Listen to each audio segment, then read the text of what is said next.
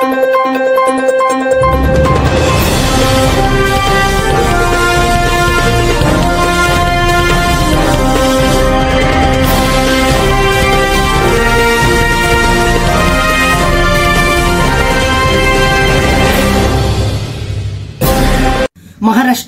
25 विधानसभा क्षेत्र आदिवासींसाठी राखीव आहेत।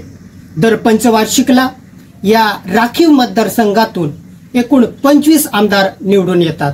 गेल्या पंचवार्षिकला आदिवासींचे एकूण 27 आमदार होते। या राखीव मतदारसंघातून निवडून येणारे 25 आमदार किनवट या खुल्या मतदारसंघातून निवडून येणारे एकमेव आदिवासी आमदार माननीय भीमराव केरामजी व उद्धवजी ठाकरे शिवसेना प्रमुख यांच्या कृपेने विधान परिषदेवर घेण्यात आलेले आमशादादा पाडवी असे एकूण 27 आदिवासी आमदार होते।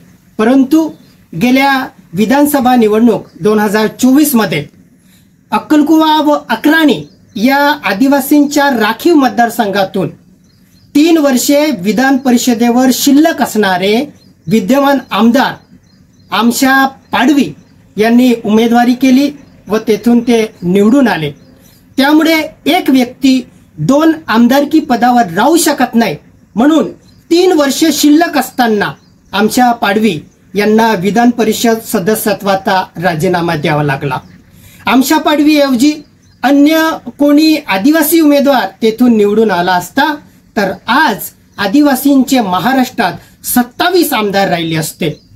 आमशा पाडवी यांच्या जागेवरती राहिलेल्या 3 वर्षाच्या शिल्लक कालावधीसाठी बिगर आदिवासी चंद्रकांत बट्टेसिंग रघुवंशी यांना ते पद देण्यात आले।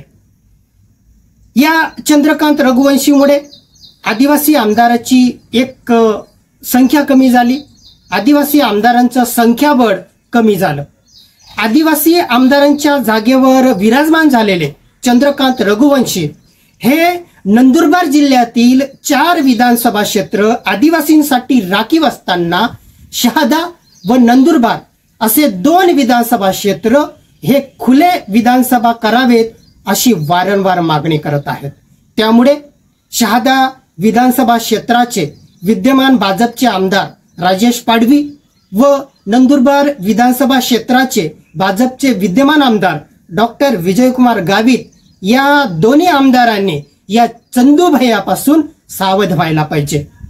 सरकार कोणत्याही पक्षाचे असो, आदिवासी आमदारांना शून्य किंमत दिली जाते। कारण मागे माननीय नरहरी जिरवाड साहेब उपसभापती हे सत्तेत असताना पेसा भरतीच्या मागण्यांसाठी त्यांच्या नेतृत्वाखाली आदिवासी आमदारांना मंत्रालयाच्या जाड्यावरती जीव घेण्या उड्या माराव्या लागल्या। कित्येक वर्षापासून आमचे आदिवासी शेतकरी जमीन कसत आहे, ती जमीन अजूनही आदिवासी बांधवांच्या नावावर नाही, ती सरकारच्या वन खात्याच्या नावावरती जमीन आहे।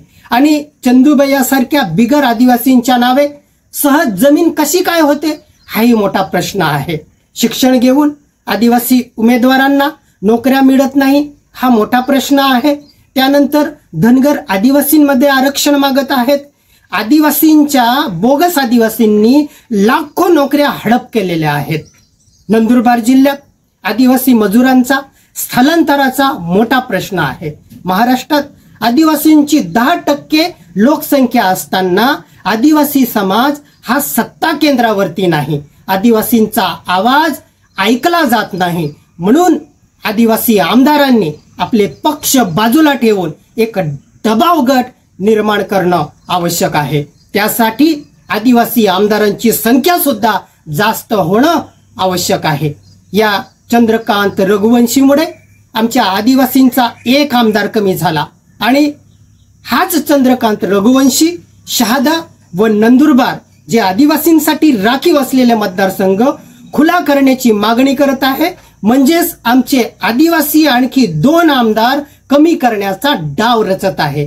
त्यांचा हा डाव आपण सर्व आदिवासी समाज बांधवांनी एकजुटीने हाणून पाडला पाहिजे। आम्ही आदिवासी संघटना आदिवासींच्या जमिनीसाठी, आदिवासींच्या अस्तित्वासाठी, त्याचबरोबर आदिवासींचे राखीव मतदारसंघ हे आदिवासींसाठी राखीव असावेत म्हणून या आमदार खासदारांची सुद्धा लढाई लढत आहोत. मित्रांनो, ही लढाई मोठी आहे म्हणून या लढ्यामध्ये सर्व आदिवासी बांधवांनी एकजुटीने लढलं पाहिजे आणि या भूमाफिया जे आदिवासी आरक्षण विरोधी भूमिका घेत आहे त्या चंद्रकांत रघुवंशींना या नंदुरबार जिल्ह्यातून हाकलून दिलं पाहिजे. भूमाफिया चंद्रकांत रघुवंशी चले जाओ. आदिवासी आरक्षण विरोधी चंद्रकांत रघुवंशी चले जाओ.